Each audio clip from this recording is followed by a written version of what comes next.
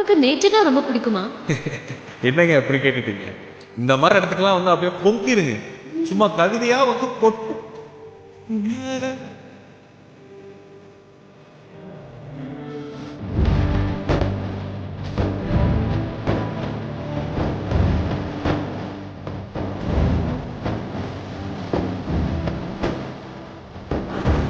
சூப்பரா இருக்குல்ல?